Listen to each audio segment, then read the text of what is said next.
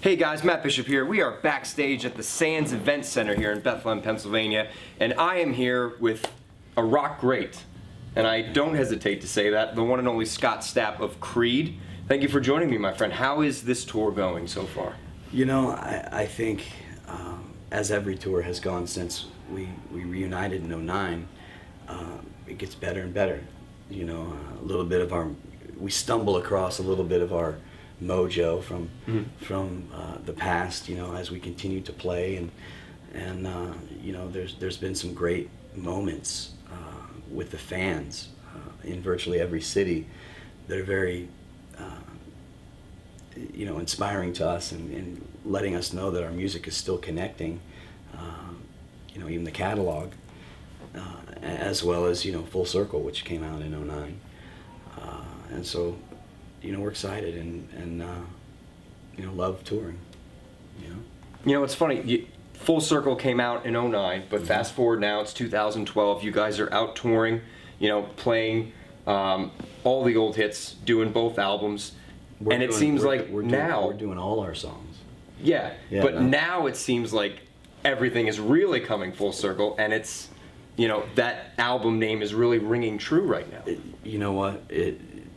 There's so much truth in that, and stuff that you have no idea about that it applies to, and you know, I think it was a process. You know, I think Full Circle, you know, the reason that I wanted to call the album that, and you know, the guys agreed, is because it was our goal. You know, at least it appeared to be our goal, and you know, we're still trying to get there. But every year, you know, things kind of continue to move on and create that situation. So there's a little irony in that, but it seems to be a consistent pattern with our albums, where the concepts and themes that we talk about kind of manifest themselves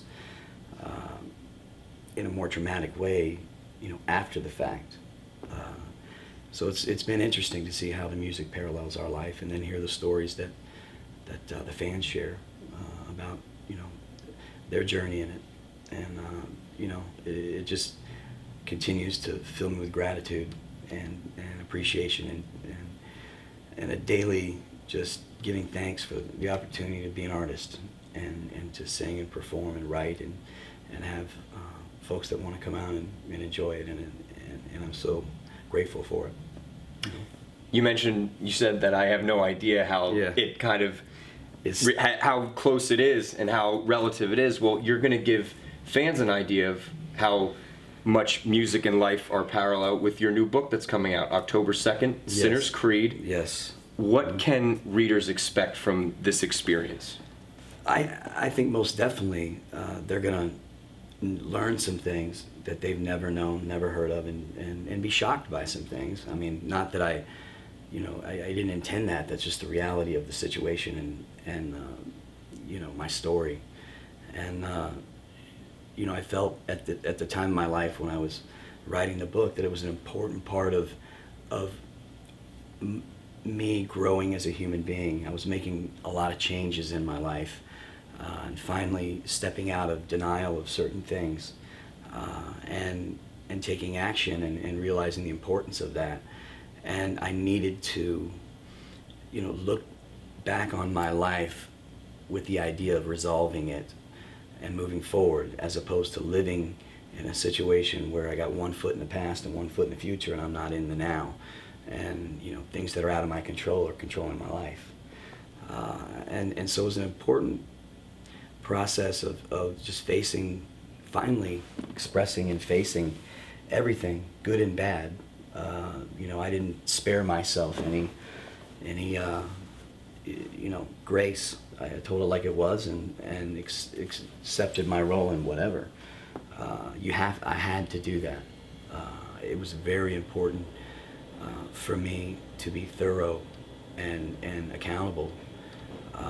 And you know, as the process went on, what transpired was such a blessing, in that what I had carried around as a bag of rocks and shame and guilt, and it affected every area of my life, even if I wasn't aware of it.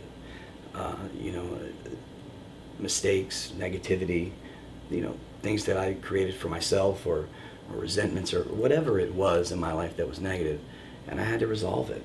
I had to, look at this side, that side, accept my role, and talk about it, and they turned into, it gave it purpose, which was so important for me, because I felt so long that, man, did all this mean nothing? Is this how it's supposed to go? I would yell and cry to God, like, what's up? And during the process, I've learned that this memoir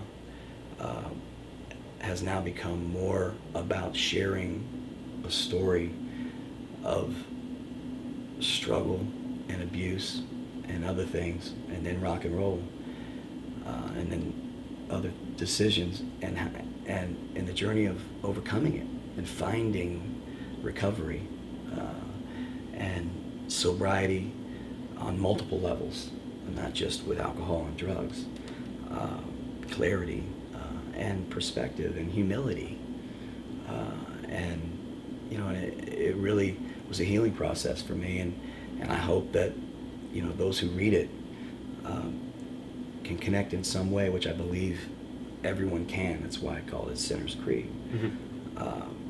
But and hopefully it can provide some hope. It's funny. My whole life, I always knew what right and wrong was, and would just choose the opposite, like an idiot.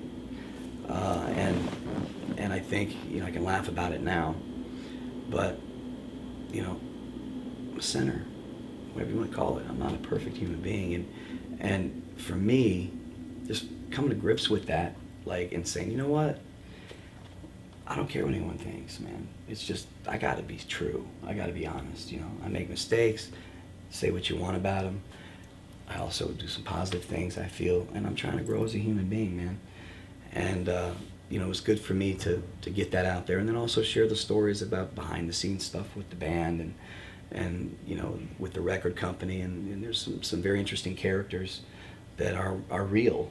And, and when I went back and kind of read some of what I wrote, and David Ritz, my co-writer and mentor, we were discussing, we read it, and it's like, man, I can't believe that this human being exists, but they do.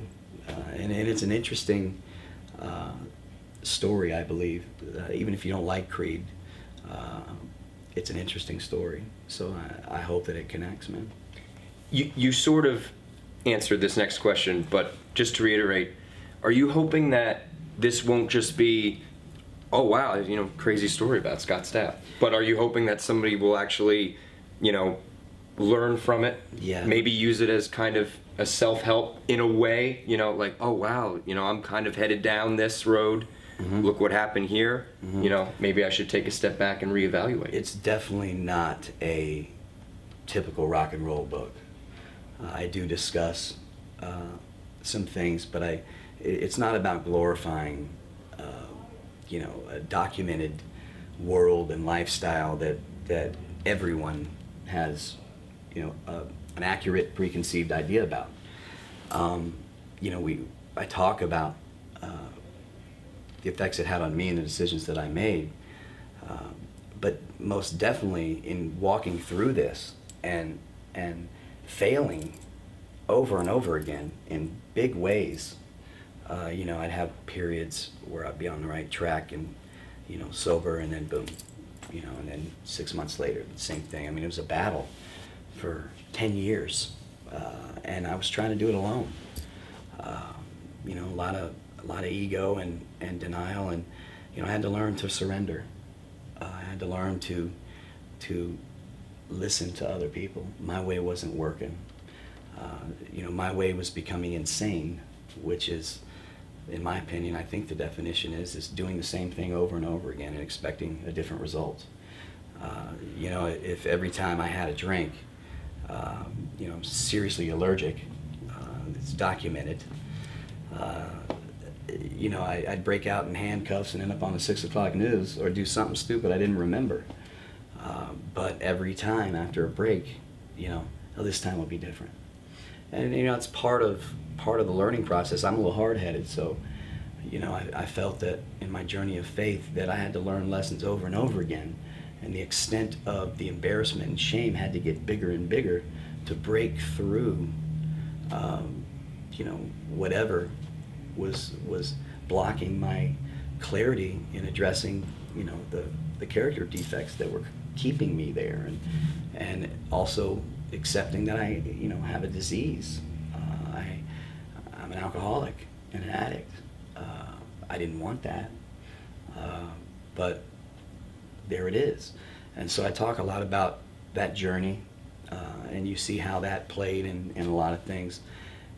But the point is today, right now, I'm sober, and I'm living my life as I feel is right with my spiritual walk and my wife and my family. But that's today. Tomorrow can be different. All I got is 24 hours. And I found that one thing I discovered in this book is, I spent so much time in the past and in the future that things get too complicated and difficult. I think any human being can do anything for 24 hours. And it just makes things small and simple. And it's really helped me. And I share a lot of other things, but I'm just hoping that my journey up to this point, at whatever level, can inspire and just provide an example of, hey man, you saw, the deal. You saw where it was and how out of control it was. Well, here's today. And it wasn't easy, and I made so many mistakes and probably will again. The odds say that, but this is what I'm doing now, and it works. And then, of course, the stories, just like reading Tom Sawyer, just stories. So I mean, it encompasses all of that. Has the process of writing this book and sharing these stories on just written paper for people to read, has this transpired into some songwriting? Has it provided Most definitely a newfound inspiration? It was a process I needed for my songwriting that I wasn't aware of until I was in it.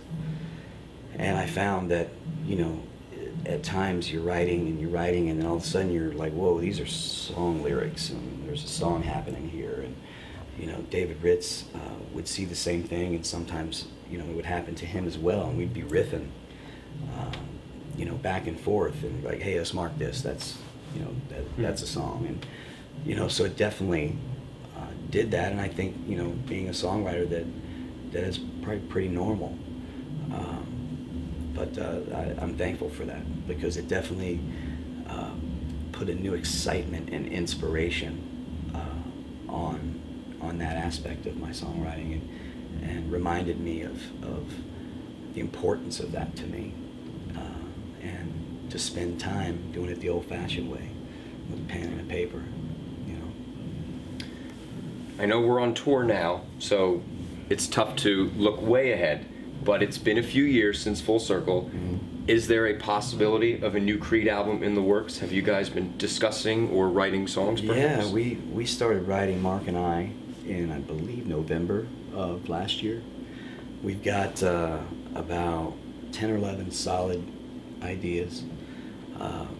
There was an original plan in June and July of this year to go in and track as many as we could and get the process starting.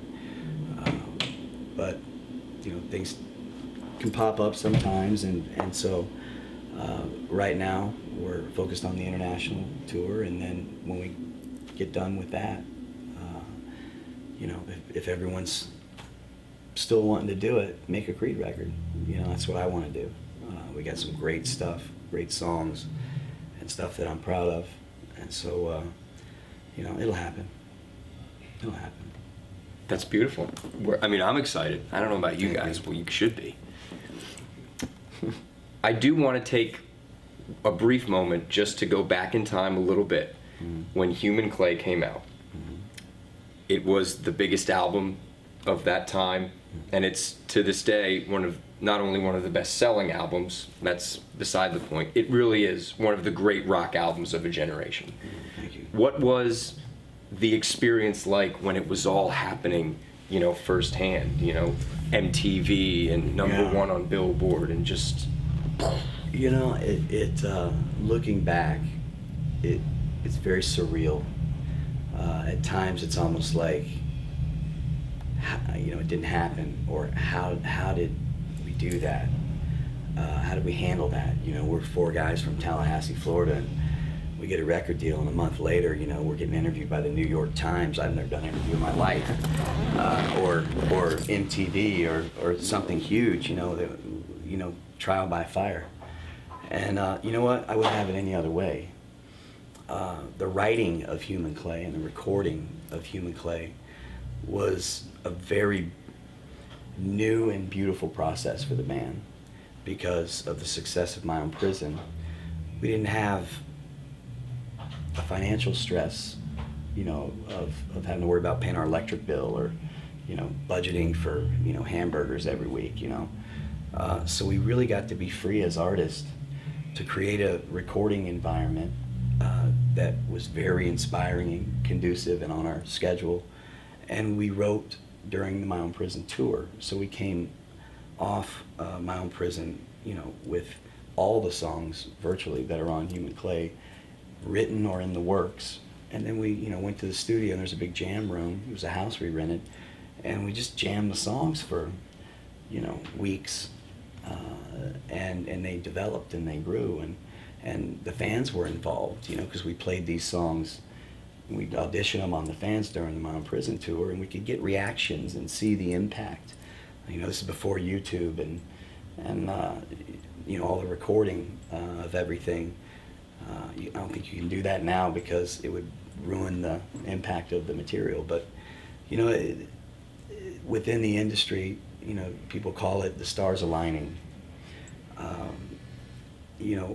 What I call it is, everything about the band, the relationships, the music, and our situation at that time was honest, committed, passionate, and was our number one priority. And we care, and we cared about it. And I think that came through, and we had no expectations it would be that well received. But definitely thankful for that. Well, I'm definitely thankful that you took the time to sit down with me, my friend. I greatly appreciate it. Absolutely, man.